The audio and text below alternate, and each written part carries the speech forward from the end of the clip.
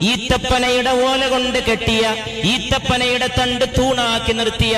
മഴ പെയ്താൽ ഞങ്ങളുടെ മസ്ജിദ് ചോർന്നൊലിക്കുമായിരുന്നുവെന്ന് സഹാബത്ത് രേഖപ്പെടുത്തിയ മസ്ജിദിൽ ഇരുന്നു കൊണ്ട് ലോകത്തിന്റെ പ്രവാചക തിരുമേനി മുസ്തഫ സല്ലല്ലാഹു അലൈഹി വസല്ലം പറയുകയാണ്, എന്റെ മസ്ജിദിനെ നോക്കിക്കൊണ്ട് ദജ്ജാൽ ചോദിക്കും,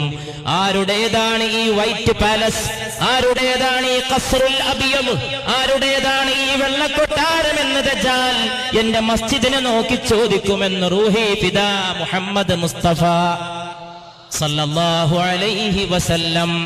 കൊല്ലങ്ങൾ കഴിഞ്ഞാൽ തന്റെ മസ്ജിദ് ഒരു കൊട്ടാരമായി മാറുമെന്ന്, അതിന്റെ നിർമ്മാണത്തിന് ലക്ഷോപലക്ഷം ഡോളർ ചെലവഴിക്കപ്പെടുമെന്ന്, അതിന് AC നിർവഹിക്കപ്പെടാൻ കിലോമീറ്ററുകൾക്കപ്പുറത്ത് എയർ കണ്ടീഷൻ പ്ലാന്റ് നിർമ്മിക്കപ്പെടുമെന്ന്, അതിനകത്തൊരൊന്നാന്തരം ഗ്രന്ഥശാല പ്രവർത്തനം ആരംഭിക്കുമെന്ന്, അതിന്റെ ചോട്ടിൽ ആയിരക്കണക്കിന് വാഹനങ്ങൾ പാർക്ക് ചെയ്യുന്ന സൗകര്യങ്ങൾ നിർമ്മിക്കപ്പെടുമെന്ന്,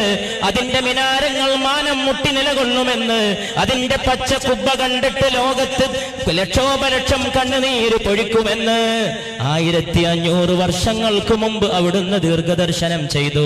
സല്ലല്ലാഹു അലൈഹി വസല്ലം.